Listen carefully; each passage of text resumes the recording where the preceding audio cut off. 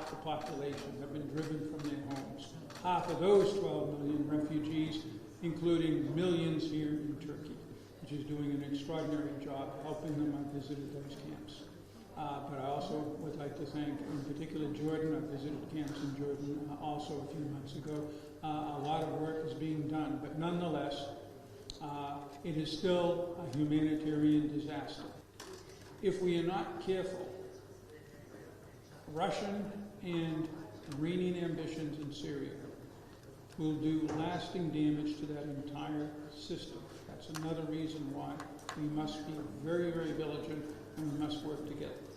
But beyond that, very little change since 2018. There was a Turkish incursion in the Peace Spring area, but again, no major change, and in particular, the situation in Idlib, which is critical, has remained basically stable, although it's under threat, as we just heard, from the Russians and from the Assad regime. It's very, very important that that area remain quiet.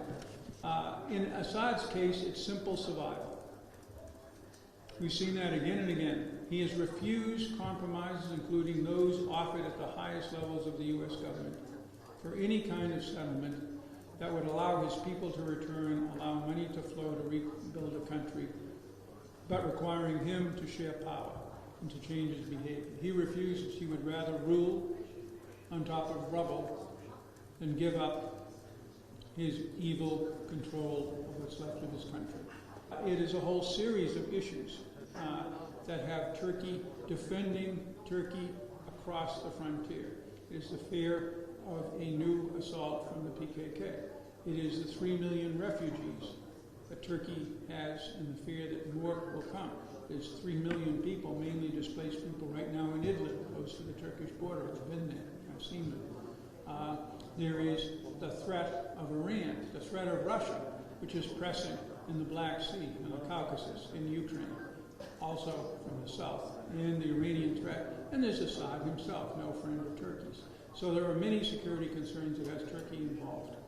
You've got a crisis at 3 levels.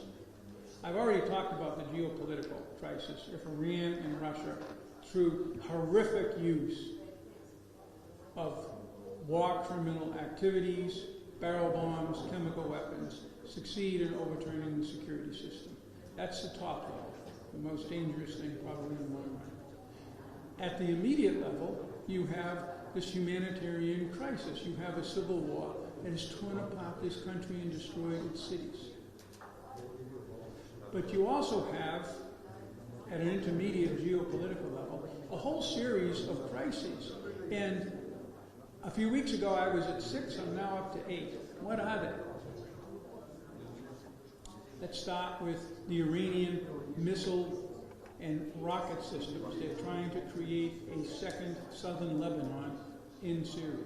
But it goes beyond that. If you look carefully at what the Iranians are doing in places like Dar Zor, they're trying to change the population, change the religious ideology, change the loyalties like they have done in Iraq and Lebanon. And the end station for that is a collapsed, failed state like Lebanon that serves only one master, which is Iran and its geostrategic interests. We have the whole set of Turkish concerns that I mentioned, the security along Turkey's southern border. That's why Turkish troops are in Syria, and I do not see them leaving. I've been talked to Turks about this. I do not see them leaving, looking at it from the outside, until somebody fixes those security problems. You have the reintegration of the whole Northeast, which is a quasi-separate state with us and the Russians, and the SDF, formerly the YPG and the PYD there, with all the concerns Turkey has, all of the frictions with Assad, and so on and so forth. You have the problem of Daesh, or the Islamic State. In the Northeast, it's basically under control. In the rest of Syria, as we just saw the other day, when 13 Syrian soldiers were killed by a Daesh attack, it is raging out of control because Assad creates, and to some degree encourages, this terrorist movement. He can't really fight it. We need a unified position. This begins with the United States and Turkey. Our work on Syria, despite disagreements on the situation in the Northeast, has been very productive. We supported Turkey 1,000% in Idlib. We work with Turkey on the UN 2254 process. Unlike Turkey, we're not a member of the Astana group, but we welcome Turkey's usually very productive role in the Astana group, limiting some of the ideas the Russians and the Iranians have. Under any and all circumstances, you're not going to have a solution to Syria without Turkey, and that means American-Turkish cooperation. This has to be a collective effort. If you want to shape American policy, the more America hears similar messages from all of its partners and friends in the region, the more you will have, I think, a happy policy. Any successful policy has to fix the Iranian problem. It has to fix the refugee and internally displaced persons problem. It has to deal with Turkey's security concerns along the southern border. It has to deal with the situation in the Northeast in a way that suits the United States, suits the Turks, and suits the people of the Northeast and the rest of Syria. It has to deal with the situation of Daesh. It has to deal with the chemical weapons question. It has to deal with the drug trade. Those are all major international issues. Without a solution to them, you don't have an effective policy.